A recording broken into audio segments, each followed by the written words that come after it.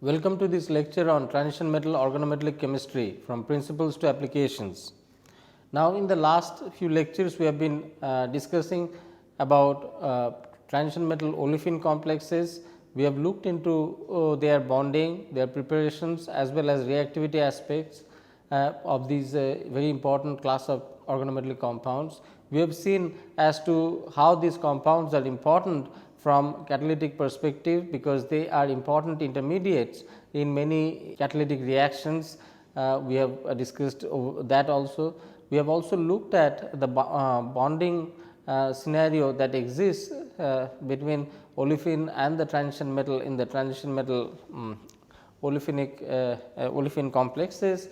So, we in the last few lectures what we have seen is we have looked into details of transition metal olefin complexes from all perspectives, right from synthesis, bonding, structure and reactivity as well as characterization of these complexes. Now, in this lecture we are going to start another new class of organometallic compounds. These are mainly transition metal diolefin complexes.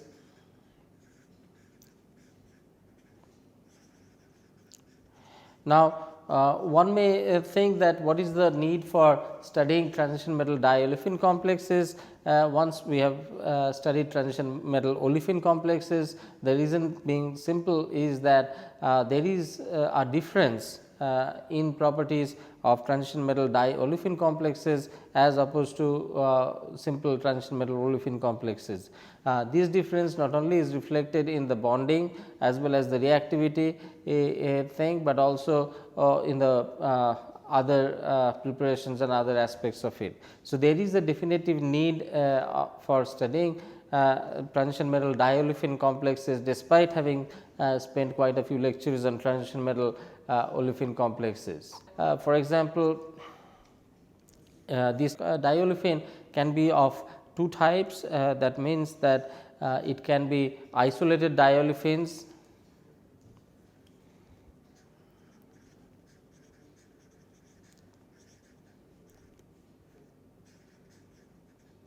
for example,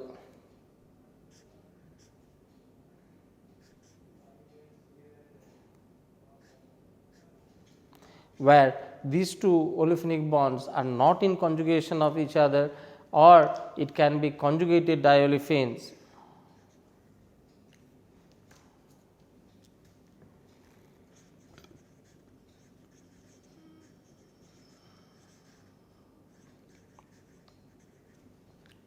Where these two olefinic bonds are in conjugation of each other.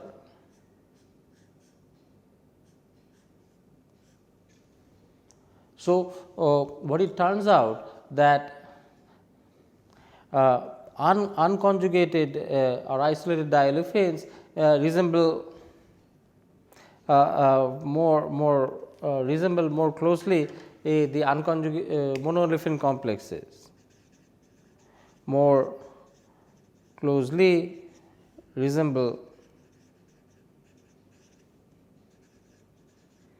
monoolefin complexes.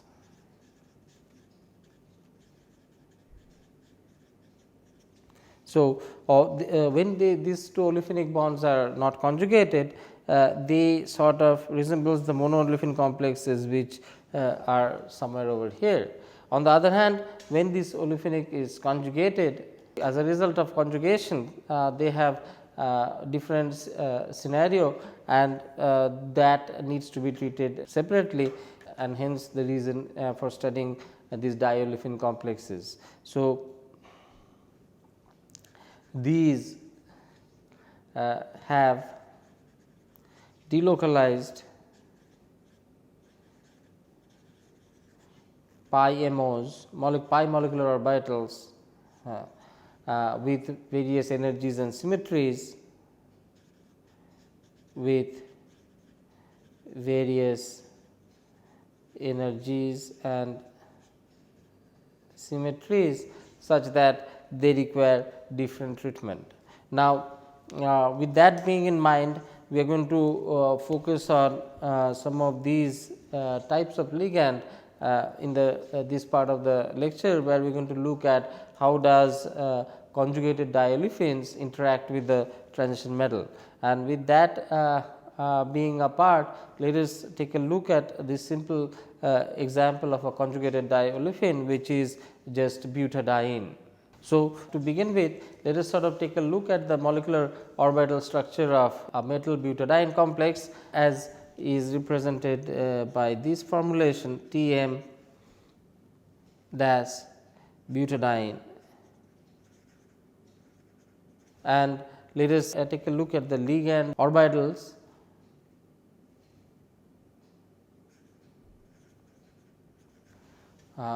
And as well as the corresponding metal orbitals that interacts with them.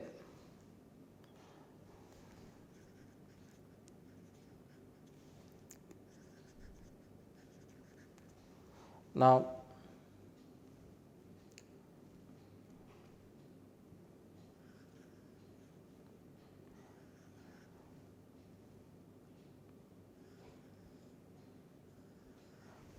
so there are 4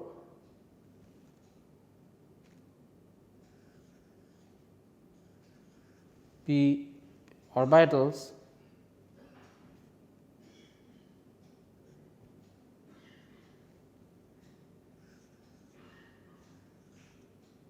of the type shown over here, where all the bondings are in one phase,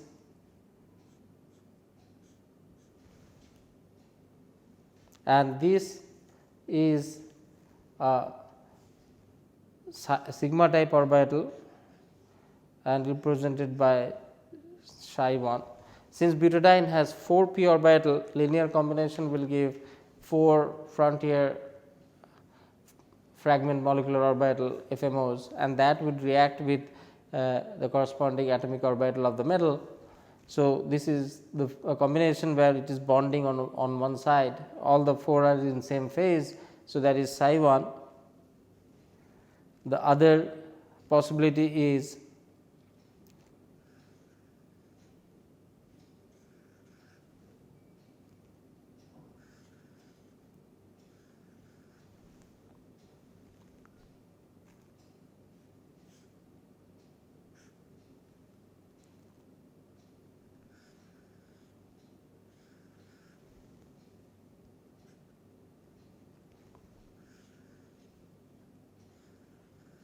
that it would have one node. This had no node, all has same phase. The other possibility is that it has one node, that means that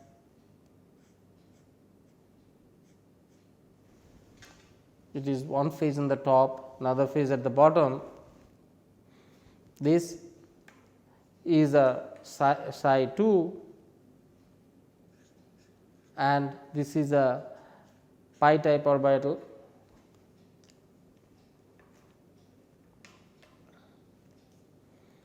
The third combination can be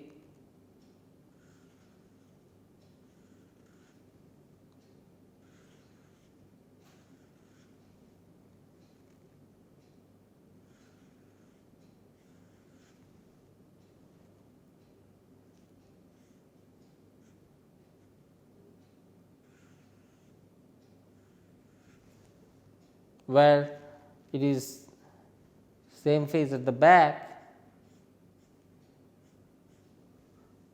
and opposite in the front, and this is denoted as psi 3 and also is a pi type orbital.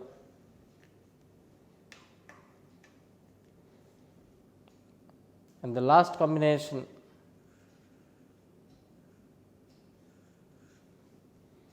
is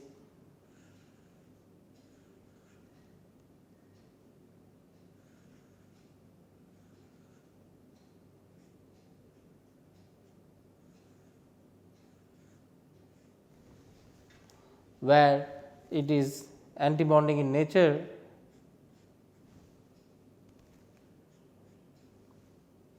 and it has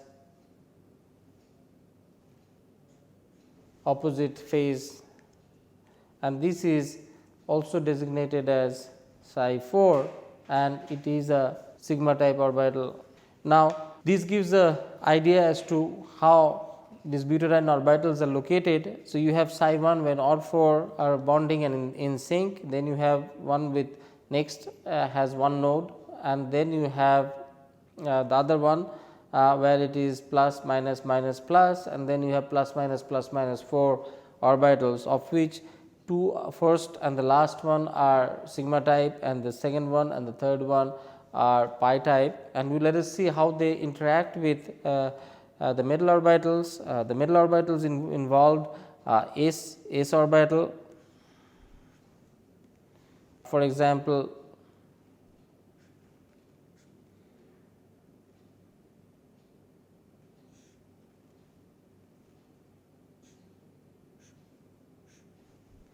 So, this is a s orbital or proper symmetry can interact with this psi 1, or p z orbital.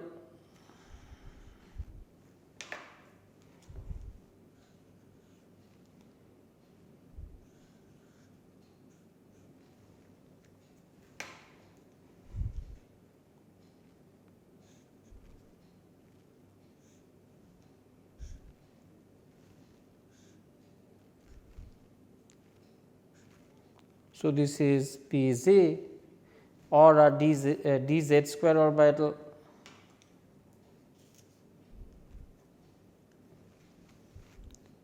which is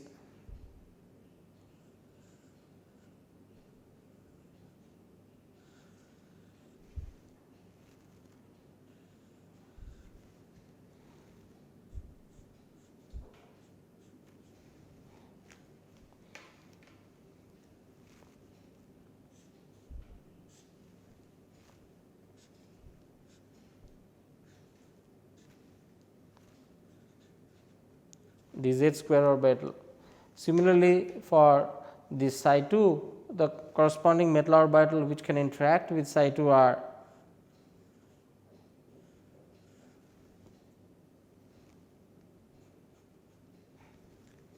that is p y orbital,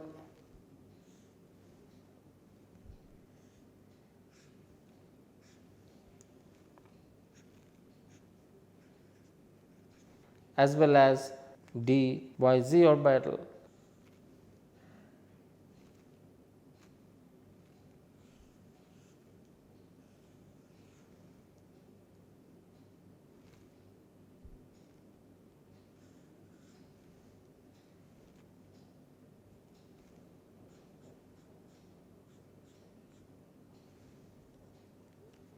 So, which is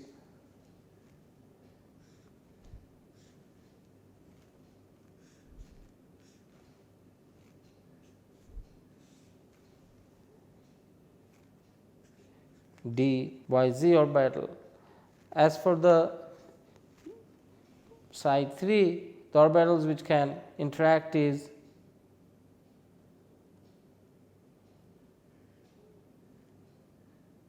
p x orbital,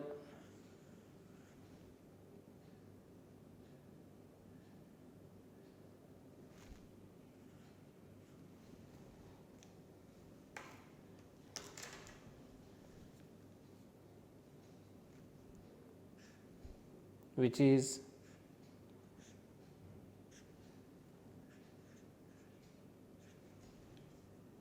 p x orbital, and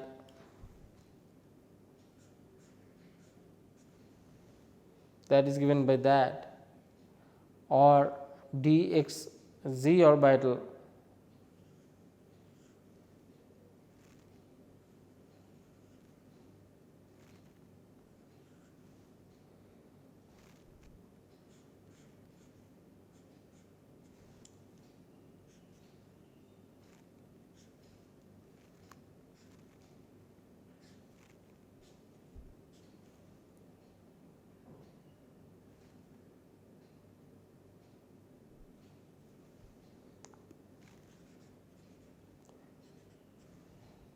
Now, as for the antibonding,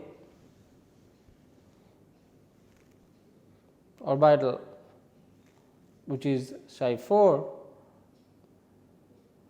the metal orbital that can interact is d y x, which is given by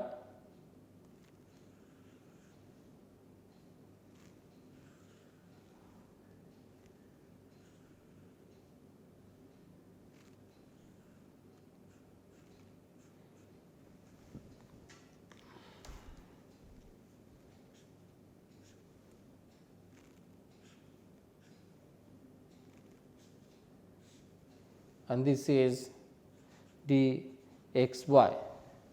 So, what it does is it gives an idea as to which ligand orbital interacts with what kind of metal orbital. So, what we see is the metal orbital that interacts with a particular ligand orbital has same phases to interact with. For example, it is black at the bottom, this is all black, or this can top is black, it can go up there, and the z square also is this. Now, over here where there is one mode, the metal orbitals which can interact has the similar thing, white and black as similar to that, or white and black as similar to this. This is a d orbital, this is a p orbital. So, orbital of appropriate symmetry come and match, and the same applies to these orbital. So, frontier molecular orbital of the ligand puts a restriction on the metal orbital that can interact with these elements, with these metals, and can provide an insight as to what kind of interactions this can go through.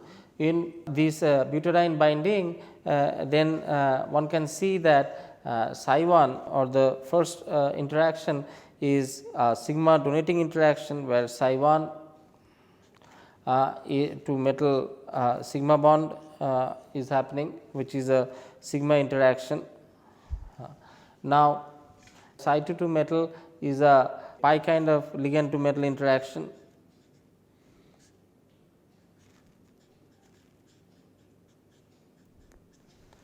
And the third one is metal to psi 3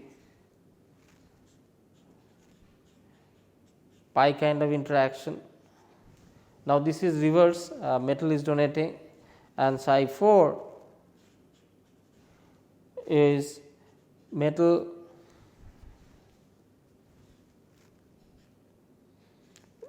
it is a delta interaction, metal to this delta interaction.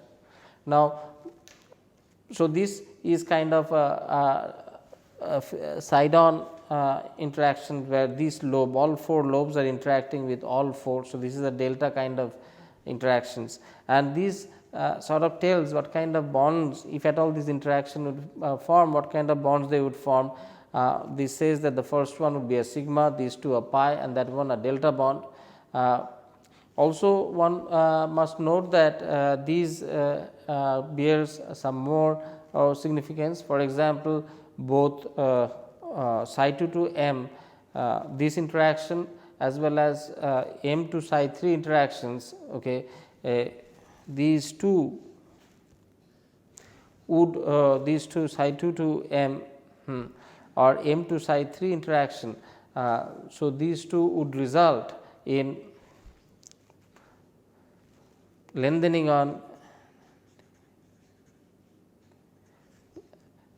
of terminal C bonds. That means, these two side bonds would be lengthened and shortening of internal C bonds. So, what is interesting is that predominance of these two interaction would ensure that these terminal CC bonds are lengthened, and in contrast the internal CC bonds are shortened. And that is a very interesting observation that has emerged out of this frontal molecular orbital diagram. And we are going to see the implications of this in bit more details, particularly when we look at the energy diagrams of all these 4 molecular orbitals. So, the electronic excitation For example, the electronic excitation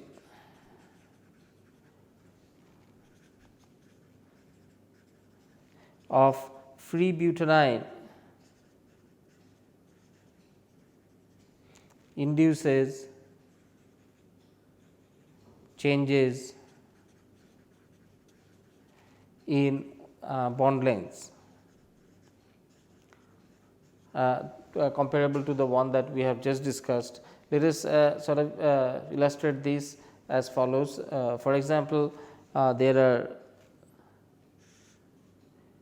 butadiene orbital, this is let us say the energy, and there are 4 butadiene orbital which are psi 1, psi 2, psi 3 and psi 4, of which 2 of them there are 4 electrons. So, 2 of them are populated, and that would sort of give the butadiene fragments to be something like that, or so the bond distance of the internal CC bond is much longer, about 145 picometer, whereas the one with double bond character is much shorter, about 136 picometer. Now, when the butadiene is excited, one of the electron is excited to a higher orbital, then again we have these 4 energy states, and what we see that one of the frontier electron which is over here gets excited to psi 3. Now, what has happened is the psi 3 which had a population of similar phase that gets populated. So, to understand that, let us sort of look at psi 2 and psi 3. Psi 2 is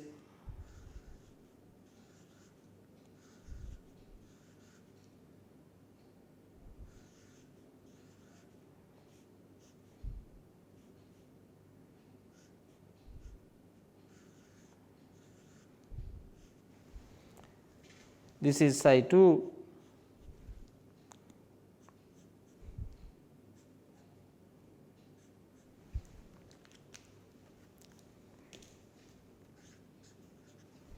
and when it gets excited, let us take a look at the structure of psi 3.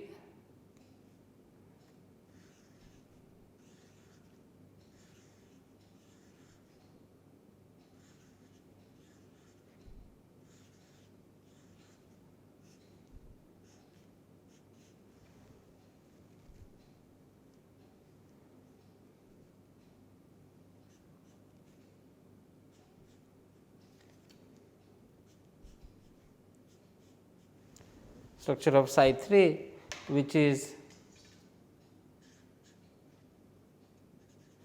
the internal double bond is double bond in character. So, this is a bond order of that is increased, is something like that, and indeed now the internal bond has decreased and it has become 139 picometer, whereas the external one is now 145 picometer. So, as a result, what one observes is that lengthening of